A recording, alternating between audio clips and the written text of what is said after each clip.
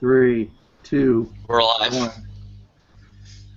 All right. Well, hello everyone, profiles out there and everybody else listening and watching. This is the Profiles After Show, and this week we get to talk about none other than Leonardo DiCaprio. And I have a couple guests with me this week. Introduce yourselves, gentlemen. First Cole, then Liam. Hello everyone, I'm Cole Boone. I've done the Profile After Show a few other times, and looking forward to being on it again tonight. Yeah, I'm Liam. I haven't been on here for Liam LeGrandi. I haven't been on this for a bit. I think it's like 4 episodes maybe, so it's good to be back, and especially when we're talking about someone like Leonardo DiCaprio. Great to have you guys. Okay, so like I said, we're talking about Leonardo DiCaprio, and we're going to go right into it with Alicia and Scott's Fast Five, and their Fast Five was Titanic. All right, gentlemen. I know you're not a woman, but maybe you might have Titanic on your Fast Five. No, I don't have Titanic in my Fast Five. I haven't actually watched it in entirety because I never was too interested in the movie. I mean, I have seen like the actual when the Titanic is sinking and some other bits and pieces, and it's a good movie from what I've seen. It's a lot of time to invest into it as well, and from what I saw of Leo, I think he was great too. Well, yeah, Titanic isn't in my number 5, my Fast 5 as well, but if I put it anywhere, I'd put it in the overrated category. I mean, it's good. I don't think it's amazing. Like, I know there was a lot of hype around it coming out because I was around that time, but I know James Cameron was a pretty big director. It was the highest grossing movie at its time. I mean, it's a good movie. I mean, everyone gives good performances. Like Leonardo DiCaprio and Kate Winslet, they have good chemistry. It's a bit cheesy at times, yes, but it's worth watching. Like, I wouldn't consider it a classic like how everyone does. It's pretty. I mean, the ending is pretty sad, but I wasn't like crying all over the floor or anything like that. It's. I can understand James Cameron was very passionate about the story. You could tell he was. So I really don't. It was a good movie. I wouldn't say anything else but that. Like these gentlemen, I do not have Titanic in my Fast Five. I have it in my honorable mention.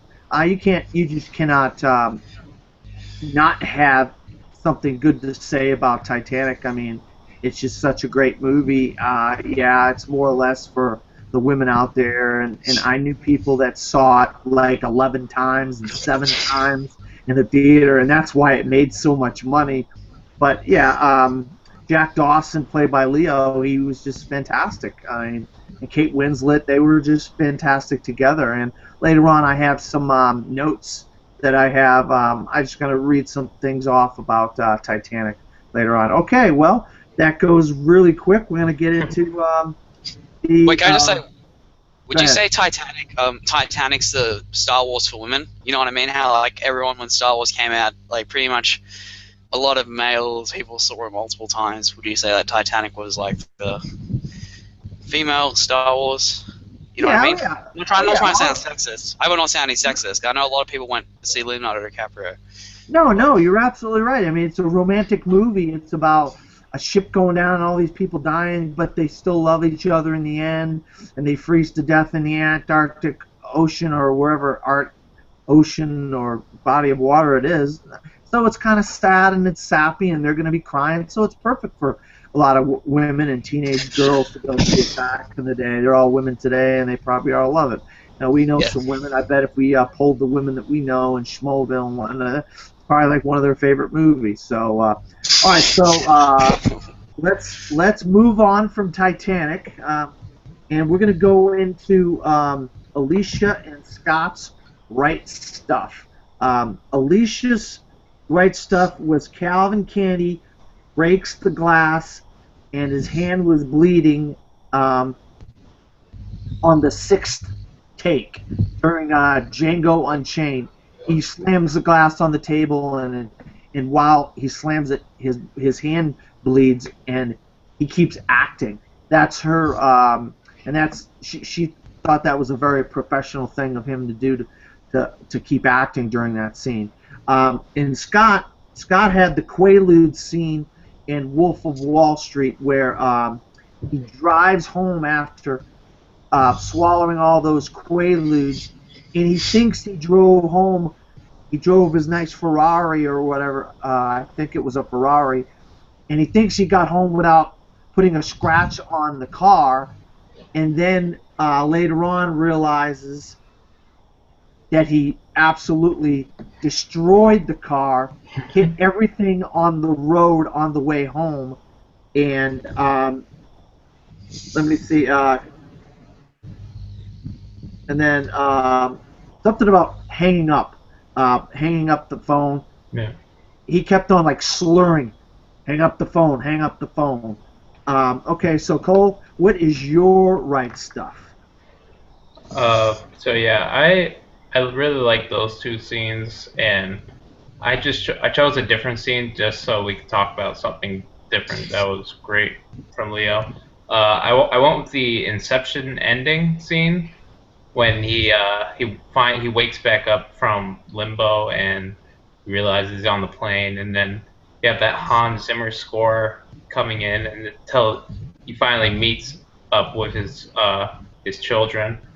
And I really like this scene because there's no dialogue in it. It's all emotions from like Leo, and the score. I love that score. It was so perfect for that moment. And even though the ending it's ambiguous, I really like it because you could tell that Dom was happy. He was just happy to be where he wanted to be. So it didn't matter if it was a dream or not. So that's my right stuff. I love that scene. It makes that movie for me every time I see Inception. Oh yeah, you guys have said good suggestions. You could pretty much go for all the Wolf of Wall Street for right stuff. There were so many good scenes in that movie, but if I had to go with one, I'd probably go with the scene of The Departed in a bar.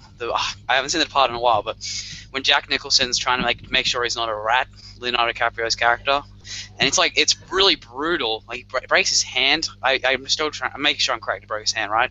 And it was crazy. Like it was really intense. You're like, wow. Do you see? For Jack Nicholson, never seen him, and Leonardo DiCaprio have never played a character like that at all. Because Jack Nicholson, he always kind of did play sometimes like a sleazeball, but he never went like fully violent, like hurting someone physically. And like Leonardo, he was a bit rough. And well, I know back then he was kind of considered more of a heartthrob, and then when he did The Departed, people took him a lot more seriously. But yeah, it was a great scene. You guys suggested some really good ones, so I'll just say that. All right, well, Mr. Liam LaGrande took mine, and so because of that, I have to use another one that I had a second one prepared just for this very occasion. I'm going to go with the ending of The Departed when everybody's kind of homing in on each other and trying to figure out who the rat is and who's got what phone and who can call who. And they were in the building, and the first thing is Martin Sheen, he comes flying off the building because he got shot. Spoiler. Yeah, spoiler. Now, I mean, who hasn't seen The Departed? You haven't, you don't even need to be talking movies with me. And everybody, they're going down elevators, they're going downstairs, and one by one, everybody keeps getting shot. And it's such a crazy ending to that movie. I mean, that's not even the entire ending, but I just loved how that can go wrong. I mean, when you edit it together and do all the stuff that's going on, because you know who ends up turning out to be a rat, who's working for the cops and who's not working for the cops. So I really love the ending of The Departed as well. And yeah, the whole Jack Nicholson trying to figure out who the rat in his organization is going. I love that scene But I know it's more a Jack Nicholson scene than Leo, but it's still such a great scene when he pretends to be the rat. But okay, we're gonna go into. I do First Blood. No, we're gonna go into. Did I do Right Stuff ahead of First Blood? Oh well. Yeah. I think so. Oh, I messed it up. I messed up the routine, guys. I apologize. I had it on my sheet, my notes backwards. That's why. Okay, we're gonna go into Fast Five number 4, and Scott and Alicia had The Aviator. Where is this movie on y'all's Fast Five? The Aviator falls in at number 2 on my Fast Five. I saw this earlier this year, and I wasn't expecting much going into it, but I really I ended up enjoying it more than I thought I would, and you really got to attribute Leo's performance to that, because I feel like this is his best performance he's ever given. The way he handled Hughes is like how he is out in public, and then how he was personally with his love life, and how he handled his OCD. It was just, I thought it was like marvelous, and I really did think he was robbed of an Oscar. But when hasn't he been robbed? Supporting work was great. Alec Baldwin's really good. Cate Blanchett, and I thought like Alicia and Scott said, that the runtime just flies by when you watch it because you're so into the story. And I just love The Aviator. It's what, as a Leonardo DiCaprio film and a Martin Scorsese film, is right up there as one of my favorites. Well, I had The Aviator number 4 as well. I think it's a fantastic movie. I own it on Blu-ray, so don't get me wrong if it's just a bit high, but it is really a pretty sad story of Howard Hughes, because I never really knew much about Howard Hughes before going in. Like, I didn't know he produced Scarface or a whole bunch of other movies, and it was really interesting, his life story, you know. And like Cole said, he really did a great job of showing his full playboy life, just being a successful guy, and then really deep down he's a really tortured soul who's had a lot of problems. And I mean, I don't want to really sound like a broken record, but the visuals were really great as well, and the cinematography. It was really, the plane scenes are pretty intense, particularly the one when he crashes into the ground before the fire everywhere, and he's messed up, burn and everything. And Leo, I think he lost to Jamie Foxx for Ray, I'm not mistaken. I haven't actually seen Ray, so I don't know if he was as good as Jamie Foxx's Ray Charles, but it was definitely an Oscar-worthy performance. I think he won the Golden Globe. I think he did actually, and like you said, the supporting cast was really good. Even Alan Alda, he was in the movie for 10 minutes, and he was nominated for best supporting actor. He was barely in it, but he's really good. And Alec Baldwin also, John C. Reilly, he was really good in it as well. I was really surprised that he could do a dramatic role, because I've only really seen him in Step Brothers. I haven't really seen a lot of the Paul Thomas Anderson stuff he was in, but he was really good in that as well. So, yeah, Aviator number 4 for me. Well, I also have the Aviator at number 2 on my list, Cole and Liam, and I actually watched it earlier today to brush up on it a little bit, and I have to say exactly what you guys said. Very good points both of you guys made. I actually own Wings on DVD from nice. from Criterion Collection, and it is a amazing movie. Even though it's one of the first movies ever made. I mean, way back in the 1930s it came out, and it still holds up as a great movie today. But no, I agree. Leonardo DiCaprio should have won the Oscar. I mean, he goes from this flamboyant businessman who's making movies and creating all these interesting planes and all this, and then he goes into a crazy OCD world in the movie theater, and he's peeing in bottles, and he can't even touch the door in the bathroom. He has to wait until somebody comes into the door. It was 2 different movies in a lot of ways. The OCD kind of crazy Howard Hughes, and then the flamboyant out there businessman, womanizer, and Alan Alda. You're right, man. Was he a nasty guy in this movie? But he gave a great performance, and of course, Kate Blanchett wins the Academy Award for Best Supporting Actor after playing Kate. Catherine Hepburn.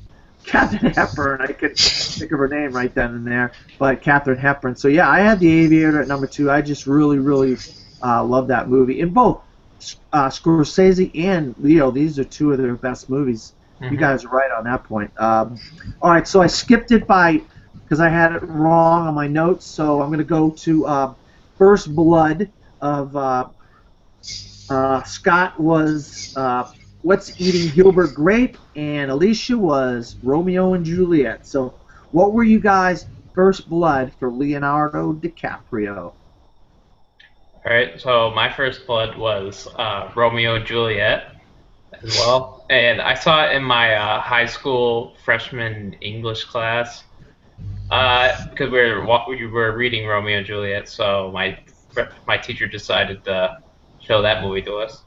I didn't really care for it all that much though. I respected and appreciated DiCaprio's performance. I thought he did a great job and carried the movie pretty well. I haven't revisited it since then, but it was a fine movie, and but he was great as usual. So yeah. I may sound like an idiot here, but I honestly don't remember my First Blood. I think it was Catch Me If You Can. I'm trying to think. I think it was because I've seen that. I think I own that movie on VHS, so I think I've seen it multiple times. When I was a kid, definitely when I was like 5 or 6. That's the earliest I can remember. I don't know if I saw anything earlier, but I think that was it. I'm not 100% sure on that, but I don't. He was, as a kid, you don't really think about the acting, so I don't. Maybe I'll talk about Catch Me If You Can later on because we're going to be here on the Fast Five. So.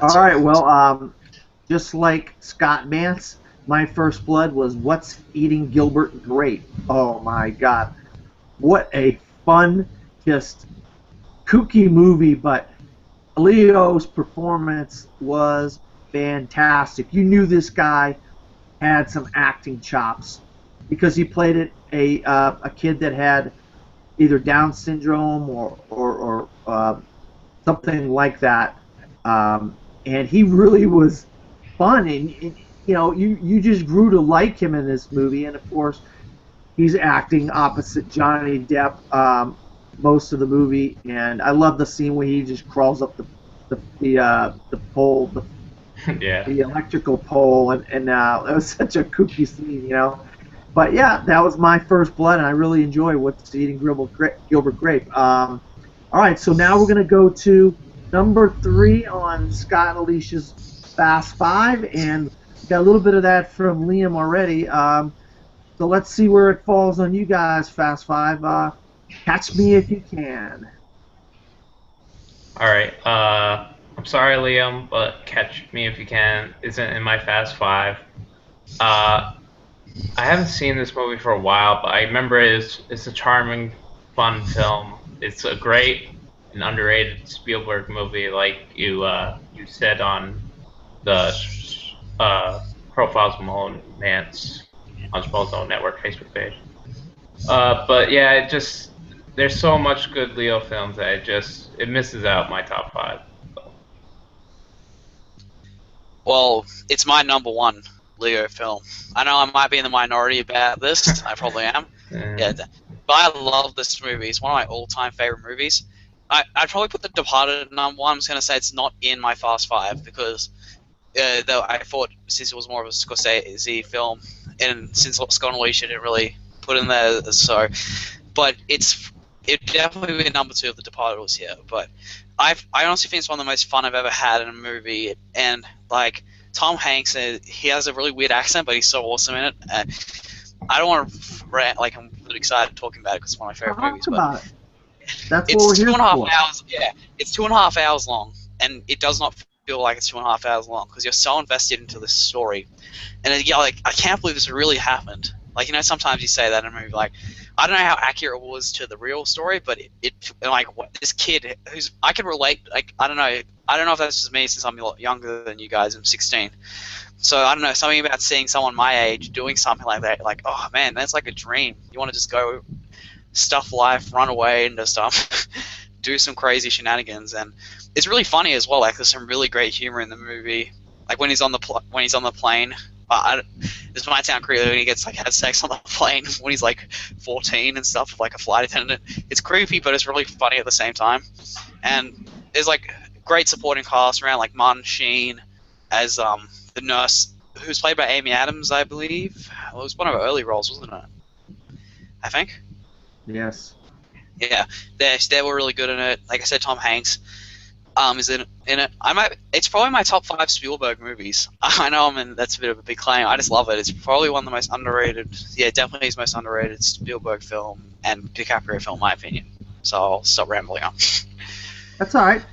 That's what we're here for. We're here to ramble on about our favorite filmmakers, and this week it's Leonardo DiCaprio, and you love Catch Me If You Can. I have it at number 4 on my list. I absolutely love this movie. You're right. It's one of those movies that when you're done the movie and you realize you were sitting there for 2.5 hours, and it's not one of those movies, it just goes. And it's once it starts, it goes, and it's a fun ride.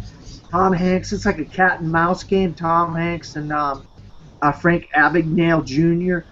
Play with each other. And they really are fun together. I mean, playing off each other.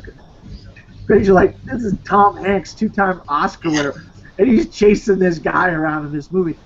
And the Mile High Club, you mentioned that, Liam. There was a lot of scenes with him dressing up in costumes and trying to hide and all that kind of stuff. But yeah, Frank Abagnale Jr. ended up working for the FBI in the end. Tom Hanks was like, hey, if you can't beat him, join him. And so he gets him to join him, and he actually helps the FBI, prevent a lot of fraud and stuff like that, and identity theft and stuff like that because of having him on their side in the after they end up chasing him around for forever. But okay, now we're going to go. I just wanted to quickly mention, sorry about this.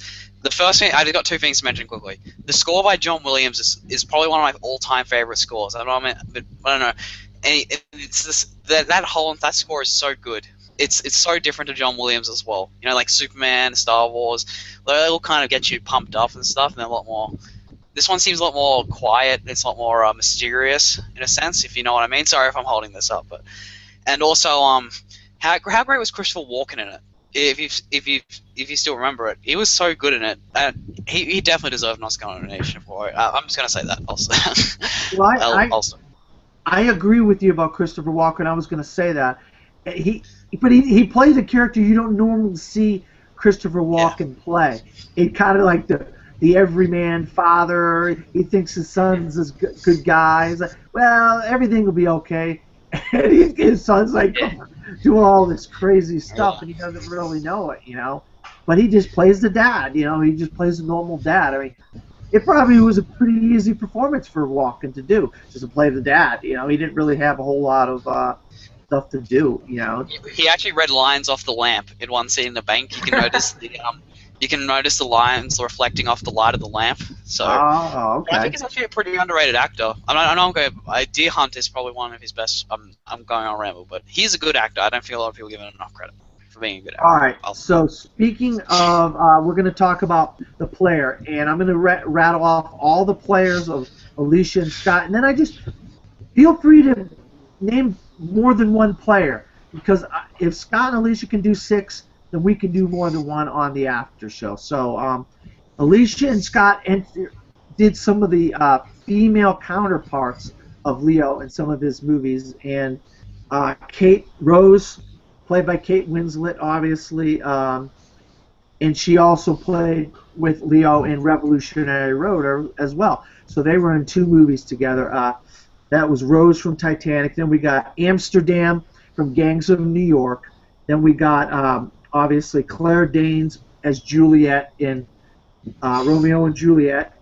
Hobb in Inception. Obviously, Margot Robbie as Jordan Belfort's wife in The Wolf of Wall Street, and J. Edgar in J. Edgar Hoover. So yeah, if you got more than one player, because I mean he's been in so many movies, how could you just have one player? So I'm allowing more than one player this week. Go ahead, Cole. Okay. Well, I one of the female counterparts to Leo in The Departed was Vera Farmiga as Madeline, and I thought she actually did really well in the movie. She carried her own with the scenes where she shared with Matt Damon and Leonardo DiCaprio, and I thought she was a nice addition to the film. And that was probably one of the first films I'd seen her in, and she's a great actress. Teddy Daniels from Shutter Island is also another great player. He was a really complex character that, like Alicia and Scott say, his descent, you could really see his descent into madness throughout the course of the film. But he really commanded the screen, and those like dream sequences and like flashback scenes I thought were really emotional and well done. So I actually like Shutter Island. I might talk about it later as well. One more, I'll just say Jay Gatsby. I don't think he gets enough credit for this role because he actually rivaled. I mean, he did just as well as Robert Redford did. I feel like he really took how the character was in the book, and he kind of made it his own as well. But I thought he was perfect in the role. So those are my players. I'll go quickly because I'd probably say for female leads, I'd probably say Katharine Hepburn from The Aviator. I know we talked about her, Kate Blanchett on the profiles, the one with Kate Blanchett, but she was so great in that movie. She definitely deserved the Oscar because she embodied Katharine Hepburn so well. She had all of her traits. The voice was not on the pretty much very identical. The movements, like her body movements, a lot more of a tomboyish person than a normal female would be. I don't know I hope it didn't sound sexist, but yeah, but she was fantastic in that. There's so many Leo roles. I don't think I really. I mean, you can go Calvin Candy from Django if you're because you never really thought Leo could play such a good villain. You know, he was terrifying in that movie. When I saw it, I saw Leonardo DiCaprio in this movie. I didn't expect him to be this nuts in it and just doing all this terrible things, like saying the N-word every 5 seconds. Yeah, I kind of felt sorry for Leo, but yeah, at the same time having a good time working with Tarantino with such a great script like that. But yeah, I'll say Calvin Candy from Django and Katharine Hepburn from The Aviator. All right, well, I have 7, and I'm going to just kind of go through them really quick. Even though some of the movies that these Leo played in these characters he played in these movies, I don't like the movies as much, but I definitely have to agree the characters are just so different and so out there. He plays so many different characters. So obviously Jordan Belfort, Frank Abagnale Jr., Billy Costigan, Danny Archer, Jack Dawson, Calvin Candy, Jay Gatsby, Cobb, J. Edgar Hoover, and then Gilbert Grape's brother in What's Eating Gilbert Grape. So those are some of the crazy and out there wild characters played by Leonardo DiCaprio. All right, now we are at number 2 on Alicia and Scott's list, and that is Blood Diamond. So let me know where it's at on you guys, Fast Five, if at all. Okay, Blood Diamond is number 3 in my Fast Five. It's a really underrated film. If you haven't seen it, I highly recommend you check it out because, as Scott and Alicia said too, it's just a great film that it's educational too. If you don't know what blood diamonds are and how the diamonding industry, the mining of diamonds works in Africa, you'll learn a lot as well as be really entertained. I thought Leo nailed the South African accent as well. I didn't think it was too unbelievable, and I just thought that the movie was really like thrilling, and you're on the edge of your seat, and there's never really a dull moment. So I really do like Blood Diamond. And it's one of Edward Zwick's best films as well, and he's made quite a few. I actually haven't seen Blood Diamond, so it is on my fast. I was actually planning to buy it on Blu-ray like a couple weeks ago. I just couldn't get it. I was getting some other stuff. I couldn't afford it with it. So, yeah, sorry guys and girls, I haven't seen it, so I can't really say much about it. That's fine. That's fine. I have Blood Diamond at number 3 on my Fast Five, and I have to mirror what Cole said. It's such a great movie. It's about a subject matter that you don't hear about in the news or in film that often, and both Leonardo DiCaprio and Jaimin Hansu give great performances, and they play off each other very well. And it's a violent world that this movie takes place in, where they chop off your hands and body parts just because you're not on board for what. And they abuse children. They turn children into warriors in their army and stuff like that. And so this is a violent world where Blood Diamond takes place. And Danny Archer, played by Leonardo DiCaprio, is fantastic. He's great with the accent, just like Cole said. I really enjoy Blood Diamond. I was actually watching Blood Diamond before the show, so that tells you how much I like Blood Diamond.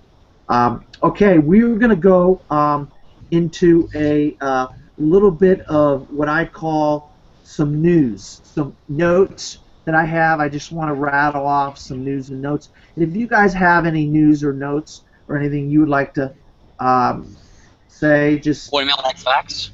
Like, just like fun trivia? Yeah, anything about Leonardo I've got one right here. career. I'm going to read some off, and then I'm going to let you guys go. Of course, he's been nominated for an Academy Award 5 times, 4 for acting, 1 for producing. That is Leonardo DiCaprio. He has worked with heavyweight directors such as Clint Eastwood, Martin Scorsese, Quentin Tarantino, Danny Boyle, Baz Luhrmann, Ridley Scott, Christopher Nolan, Steven Spielberg. I mean, he's worked with everybody, it seems. Let me see here.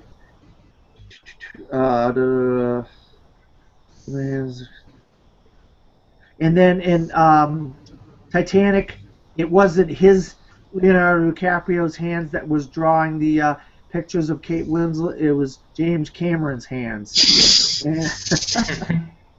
And also, he donated a lot of money. He donated $3 million for oceanography to study the ocean. $3 million for saving tigers.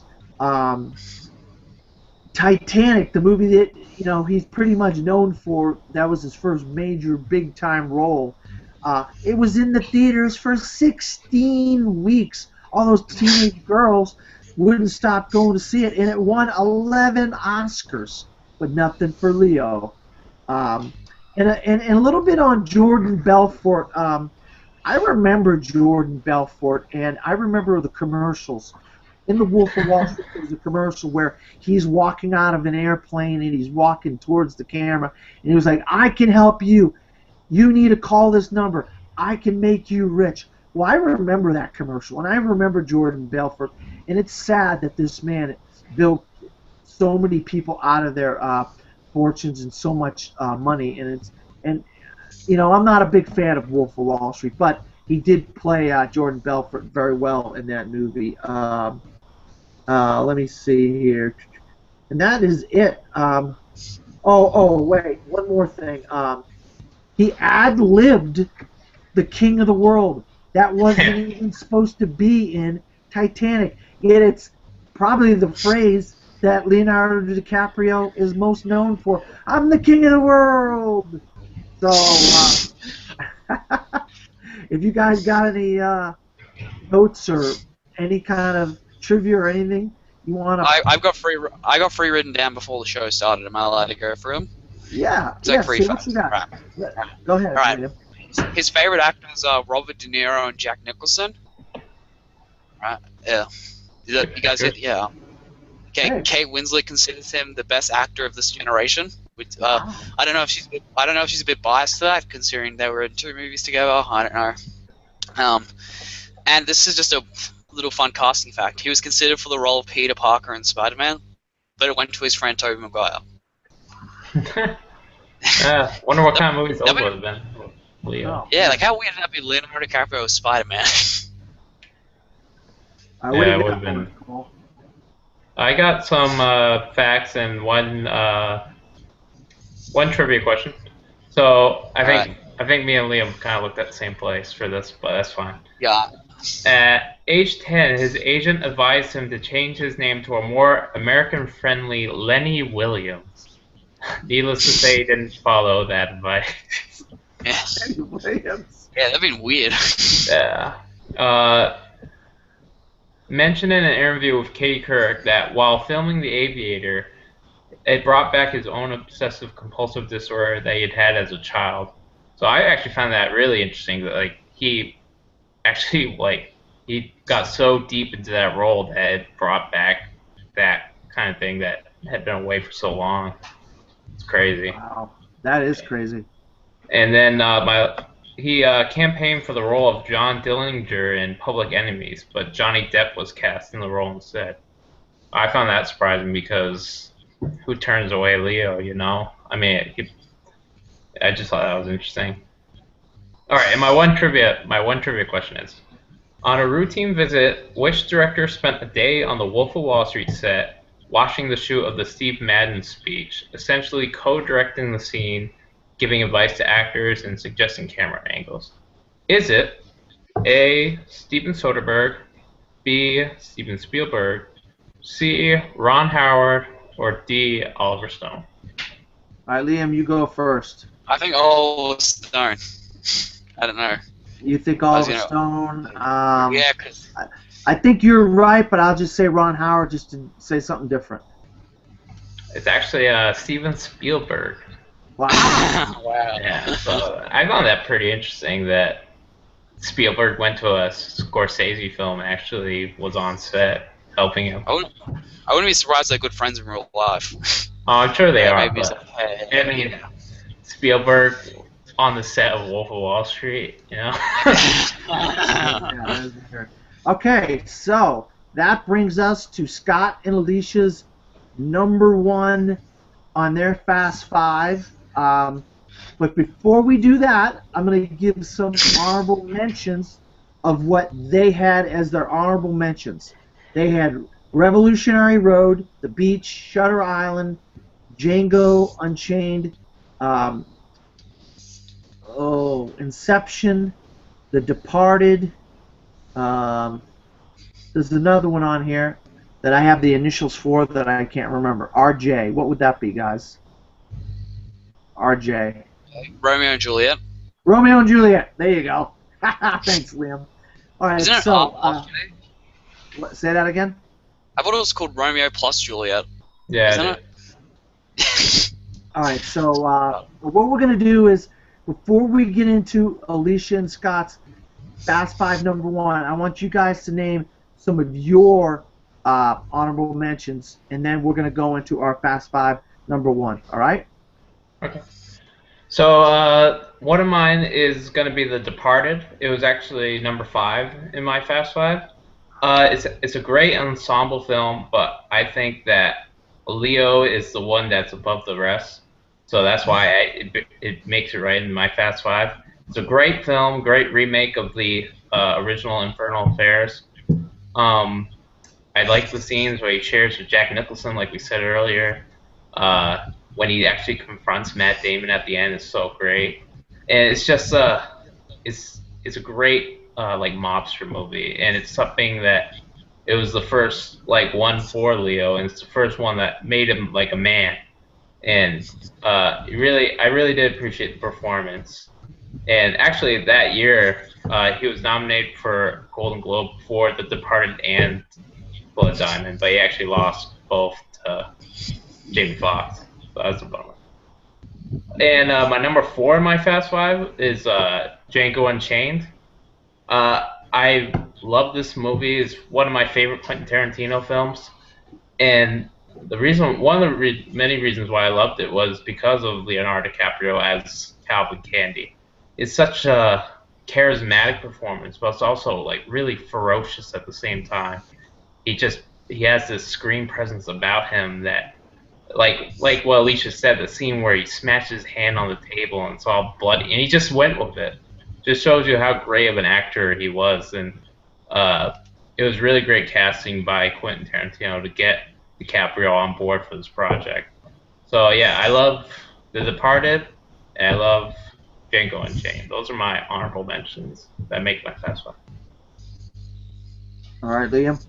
All right, well, I'll continue on the Django. My Django's at number 5.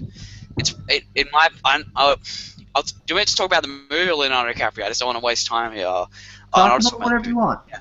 In my opinion, I think it's the best Western of this century so far. Because we haven't really got a lot of great Westerns. Maybe 3:10 to Yuma. I really can't think of a lot of other really good ones. But the century, or even this decade. And Tarantino, he's always been a Western fan. I think his all-time favorite movie is The Good, Bad, and the Ugly, so that helps.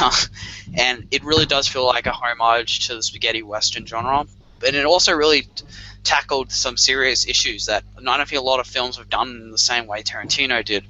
Because slavery is a very controversial subject. I know you got American hits. I know it's part of American history. It happened here as well with the indigenous, the stolen generation, stuff like that. So he had a lot of balls, Tarantino, to go through that. And Leonardo DiCaprio, like I said before, saying the N-word every 5 seconds. He's always known as a pretty boy and stuff, and he just played a ruthless villain in this movie. And that's what Tarantino does so well. He just gets unexpected casting. Like John Travolta in Pulp Fiction. No one would have ever imagined John Travolta as a hitman after doing Look Who's Talking, stupid comedies, 3 of them. And Leo just was crazy in the movie.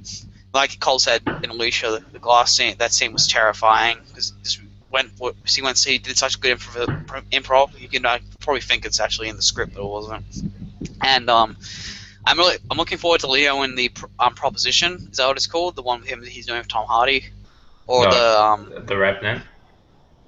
Oh, the Reverend. Yes, you're correct. Sorry, I hope he's playing a villain in that as well. Because if it's anything like the Django villain or anything like that, I'm really excited to see that.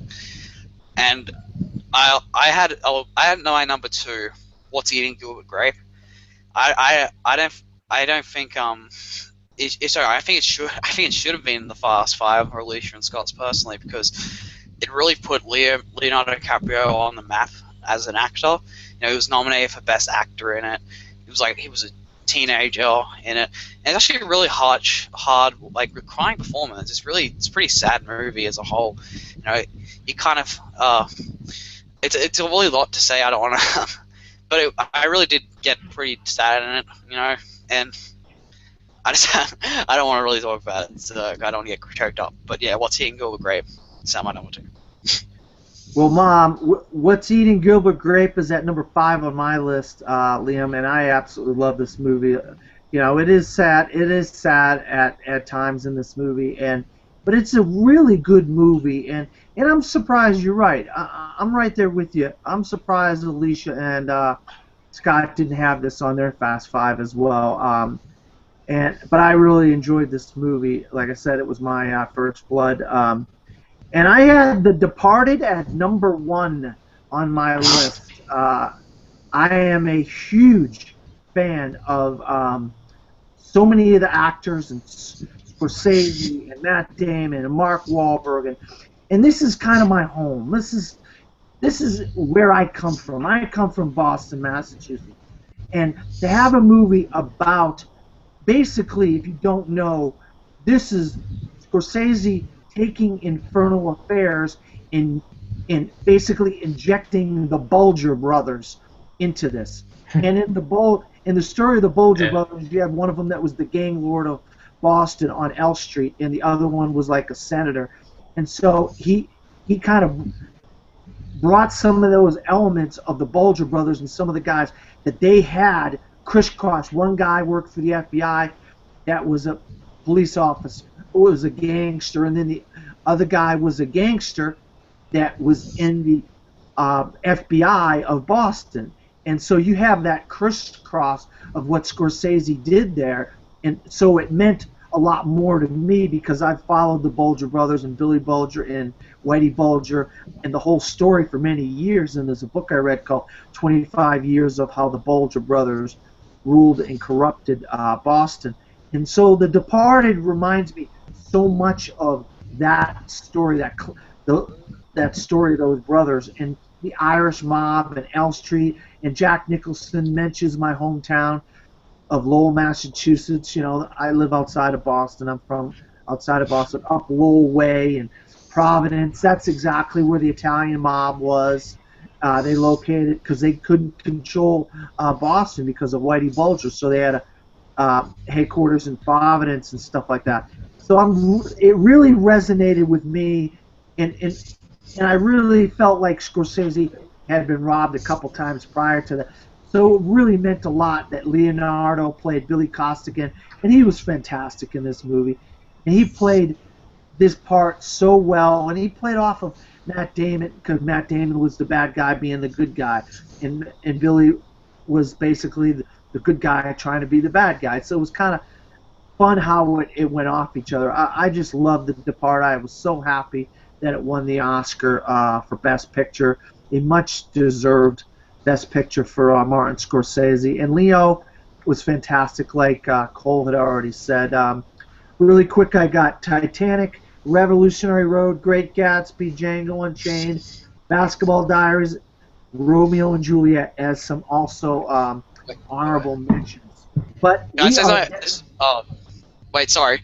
Just so I say about Scorsese winning Best Picture, I don't want to go off topic, but if you watch the video, I'm sorry if I'm going off topic, but if you watch the video of The Departed winning Best Picture, you can see Martin Scorsese not listening at all. Like, he didn't care, obviously, at that point, because he'd been robbed so many times. And you see Steven Spielberg going up to him going, you won Best Picture. And he's like, what? And he's like really shocked. It's just, I know, I'm sorry if I'm going off topic, but it's a really funny video if you check it out. It's just like, it's really unexpected. It just kind of shows he realized himself that the Academy doesn't really care for me, but they gave him Best Picture. So well, what's the there was these rappers. There was these rappers that won an Oscar for the music for God, I can't think of the name of the movie, with Terrence Howard and Taraji P. Henson. Taraji P. Henson and Terrence Howard was in this movie. What? Say that again. Hustle and Flow? Hustle and Flow. And the music was by actual rappers. And the rappers get up there and win their acceptance speech when they won the best song for that movie. They said, 1 for us, 0 for Martin Scorsese. Boy, did that make me mad. I was so mad at that. And I think the Oscar voters kind of make it, oh yeah, you think so? We're going to give him 2 Oscars. And he got 2 Oscars for The Departed, for, I think, producer or writer or producer or something else. He ended up getting 2 for The Departed somehow. But, yeah. I think he only got 1. Are you sure? I think just 1 for directing. Yeah, I don't know. He ended up winning 2. Best director and best producer or something else. He ended up getting 2 somehow. I don't know how he ended up with 2, but he got 2. Just to say, I got 2 and you got 1, you know? I can't think of the rappers, guys. God, I can't remember those guys. But now we're down to number 1 on Alicia and Scott's Fast Five. We all know what it is, and I'm going to let you guys go in afterwards. The Wolf of Wall Street. I'm sure you guys have this on your list. That I do. I agree with Felicia and Scott. It's number 1 in my Fast Five as well. Jordan Belfort is a really despicable human being. Like I hated him by the end of this movie. I sympathized with him throughout, and then once he started his own company and really he went downhill. I was just disgusted by him, and you really gotta hand it to Leo for making me feel that way, because I love Leo. He's one of my favorite actors, and to make me hate him and despise him by the end. You gotta give him mad props for that. The movie is a lot of fun. It's one of Scorsese's funniest films, and the scenes he shares with Jonah Hill is just great. Who would have thought that Leonardo DiCaprio and Jonah Hill would make such a good team on film together? I really love The Wolf of Wall Street. It's one of DiCaprio's best films, as well as Scorsese's. And when I think of Leonardo DiCaprio, I think of The Wolf of Wall Street now. I love this movie. It's despicable, but it's so you can't take your eyes off of it. Yeah, I have The Wolf of Wall Street in my Fast Five as well, but it's at number 3. It's not. I think it's a great movie, and I definitely think the performance was more over the film. Personally, to say, it was probably my top 10 of last year. I really can't remember, but when you think about The Wolf of Wall Street, you think about Leonardo DiCaprio. He stole everything he was in that movie. He was gold. He brought a lot of humor to scenarios that you shouldn't be laughing at, but he made it really funny in dark comedy sense.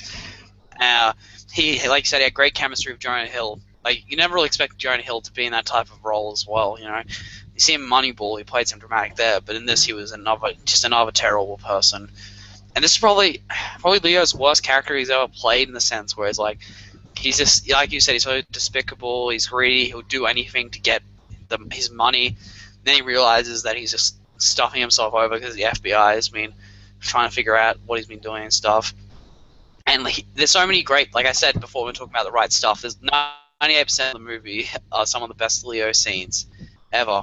And he just really stole that, like I said, stole the movie. Scorsese's directing also was really crazy. Like, you've never imagined Scorsese directing this type of movie. Like, in a million years, him doing this crazy party movie with, like, nudity all over the place. So, Wolf of Wall Street's my number 3. Well, I hate to disappoint, but I do not have The Wolf of Wall Street in my Fast Five, and it's a little bit because I'm a little bit bitter about this movie because of who Jordan Belfort was, and I remember the commercial, and I remember Jordan Belfort as a kid. I was a kid, and I remember the commercials and stuff. So I was a little bit bitter coming out of The Wolf of Wall Street last year when I saw it, and people were surprised that I didn't like it. But I guess I was holding a grudge, and I wasn't looking at the overall film and how good the movie itself was. And Leonardo DiCaprio does give a great performance as Jordan Belfort. But I just guess I couldn't get past my own personal feelings about what he did in real life to like this movie as much as you guys did. And so that's why it's not on my Fast Five.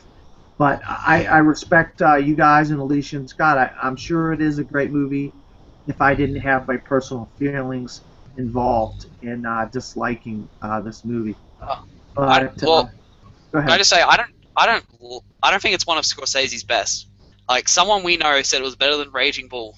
I can strongly disagree with that. It's not in his Fast Five. I'd probably put it in his top 10, like maybe like 8 or 7. But it's a great movie. I don't think it's a masterpiece. It has some of its problems, but I don't mind personally. I can understand why people dislike it, but I think it's a great movie, and DiCaprio definitely gives one of his best performances.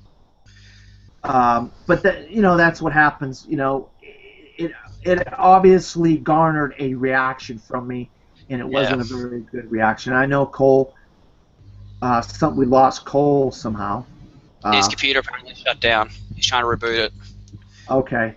Well, this is the show. We lost Cole, but we're actually at the end of the show anyway, and so I'm gonna have to say good night for tonight. And this has been the Profiles After Show this week, episode 9, not episode 8. We are gonna have to take off. Liam, where can people find you? You can find me at Liam Legrandi on Facebook, Twitter at the Mr. Legrandi. Yeah, pretty much that's where YouTube. I've got a YouTube channel. I haven't really done a lot for it though, but yeah, that'd be good if you subscribed. Yeah, I forgot to I forgot to do those introductions last week. So I'm gonna say you can find me on Facebook at the Best Damn Movie Show. Also, my website from the fourth row at WordPress.com. Obviously, my name Dan Skip Allen on Twitter, Facebook, Instagram, and Pinterest, where I do everything movies. So if you like movies, you want to follow me on all those other media outlets. I'm out there doing all kinds of movie goodness, and we will see you next week, where we'll be talking about Ridley Scott's. Great So director. that should be a great episode of Profiles After Show. So everyone have a good night. Peace out.